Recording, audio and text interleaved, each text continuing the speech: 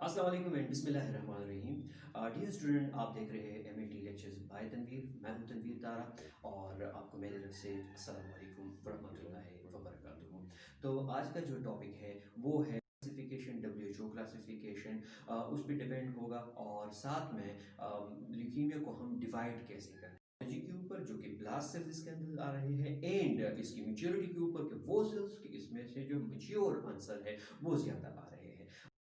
अच्छा, तो अब हम डिटेल की तरफ जा रहे हैं, अपनी स्लाइड्स को खोलेंगे हम और स्लाइड में मैं आपको बताऊंगा कि हम एक्यूट ल्यूकीमिया, क्रॉनिक ल्यूकीमिया और फेयर क्लासिफिकेशन और डब्ल्यूएचओ क्लासिफिकेशन के अंदर जो है वो क्या डिफरेंस है। तो चलते हैं अपने फैब क्लासिफिकेशन, जैसे कि मैंने स्टार्ट में कहा कि हम अब डिवाइड कर रहे हैं लेक्चर को दो हिस्सों के अंदर। एक तो था वो कि एक्यूट और क्रॉनिक में हमने कैसे डिवाइड किया, जिसमें हमारा लेक्चर नंबर 1 जो है वो ऑलरेडी अपलोडेड हो चुका है।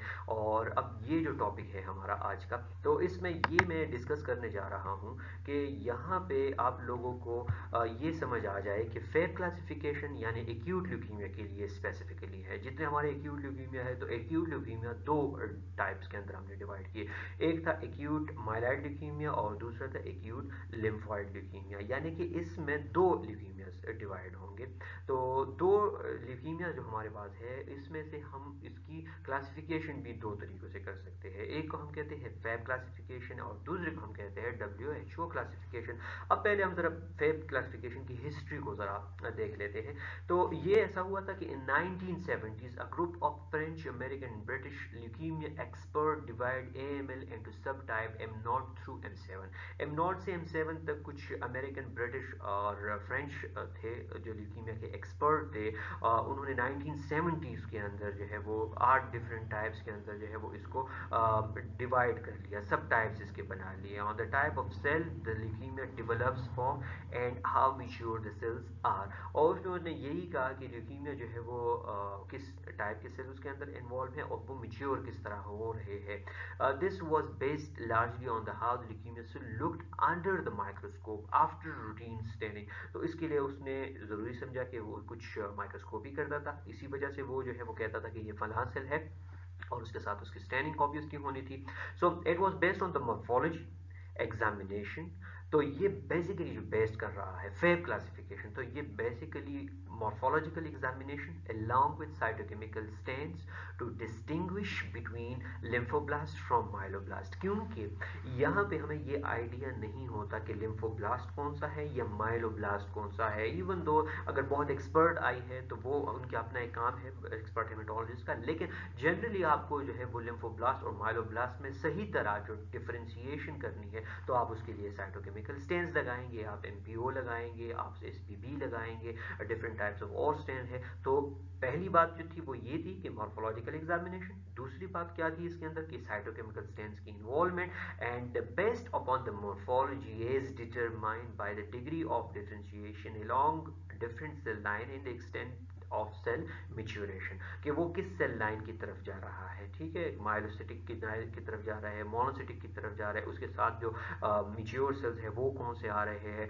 और इसमें से बड़ी इंपॉर्टेंट जो चीज़ थी वो ये थी कि यहाँ पे अगर हम किसी ल्यूकीमिया को लेबल कर रहे हैं एज एन एक्यूट ल्यूकीमिया, तो फेब क्लासिफिकेशन ये कह रहा था कि उसमें 30% का ब्लास्ट होना ब्लड में या बोन मैरो में होना ज़रूरी है। तो तीन बड़ी इंपॉर्टेंट बातें हो गई। The first one is 30% blast in blood and bone marrow. The second one is it is totally based on morphology, and the third one is it's also based on the cytochemical stand to differentiate different cell lines. Okay, now the second one is WHO guidelines. So 1970 से 2000 तक जो है वो काफ़ी तरक्की भी होती गई। जाहिर बात है कि उसमें से मोलिकुलर स्टडीज़ आ गई, उसमें से साइटोजेनेटिक्स आ गए, इसमें से इम्यूनोफिनोटाइपिंग स्टार्ट हो गई। तो अब यहाँ पे भी उन्हीं चीज़ को जो है वो उनसे हेल्प ली गई। तो 2001 में कुछ गाइडलाइंस आ गए और वो थे WHO की तरफ से, वर्ल्ड हेल्थ ऑर्गेनाइजेशन की तरफ से। वो मिल बैठ गए और उन्होंने कहा कि फर्स्ट जो पहली चीज़ उसमें थी, the proportion of blast required for diagnosis of AML was lowered from 30% to 20%। पहले हम फेब क्लासिफिकेशन के अंदर जो क्लासिफिकेशन थी उसमें ब्लास्ट का जो ब्लास्ट की तादाद थी वो थी 30%, लेकिन यहाँ पे उन्होंने इस तादाद को कम कर दी। और कम करने की वजह ये थी कि इसके साथ जो हेल्पफुल मटेरियल और थे, जैसे साइटोजेनेटिक्स आ गई, molecular genetics and immunological marker, तो उससे अब काफ़ी चीज़ें जो थी वो हेल्पफुल थी। इस वजह से 30 से ये चीज़ जो है वो रिड्यूस हो गई 20% which affect eliminated fat category. और ये मेन डिफरेंस जो है वो यही है फैब में और डब्ल्यू में, कि fab 30% blast, WHO 20% blast incorporates and interrelates morphology। अब ये भी नहीं है कि आप लोग इसमें मॉर्फोलॉजी को साइड पे रखेंगे, नहीं, आपका पास जो फैब क्लासिफिकेशन है वो पूरी की पूरी अंदर WHO के अंदर कंप्लीट मौजूद है, लेकिन उसको थोड़ा सा हमने इस तरफ जो है वो किया हुआ है कि जैसे उसमें 30% ब्लास्ट हम देख रहे थे, वही देखना यहाँ पे भी है, लेकिन यहाँ पे हम देख रहे हैं 20% ब्लास्ट, ठीक है।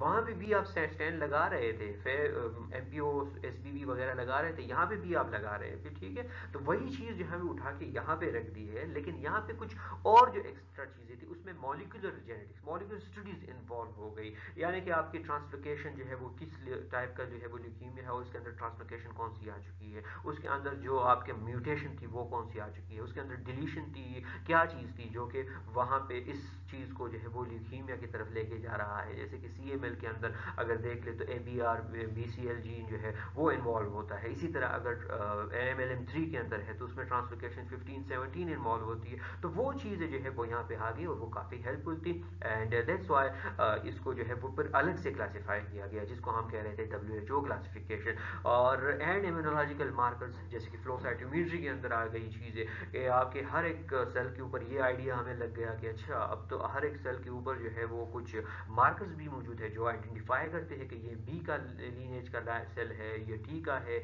या माइलोसाइट है, ये या लिम्फोसाइटिक सीरीज का जो है वो सेल है। तो ये बड़ा एक इम्पॉर्टेंट चीज़ थी जो कि WHO ने इसके अंदर जो है वो एड कर ली। तो फेब और जो WHO क्लासिफिकेशन है उसमें मेन डिफरेंस जो है वो यही है कि FAB classification purely morphology based cytochemical stains और आपके 30% की जो है वो ब्लास्ट है, जबकि WHO जो है वो आपकी मॉर्फोलॉजी और साइटोजेनेटिक्स प्लस इंक्लूड करता है molecular genetics and immunological markers, and that the number of blasts become reduced here.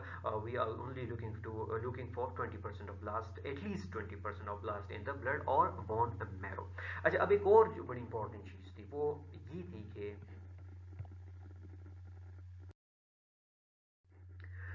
कि हमारे पास देखिए, आप लोग इसको अगर देख रहे हैं तो माइलोब्लास्ट, प्रोमाइलोसाइट, माइलोसाइट, मेटामाइलोसाइट, बैंड और न्यूट्रोफिल, इसी के बेस पे हमने कहा कि हम इसको 7 डिफरेंट टाइप्स में जो है वो 8 डिफरेंट टाइप्स में डिवाइड करते हैं।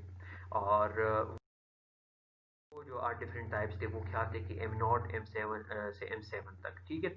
अब यहाँ पे हम AML को अगर फेब क्लासिफिकेशन के अंडर डिवाइड करेंगे तो उस सॉरी उसके ये नाम जो है वो होंगे, ठीक है।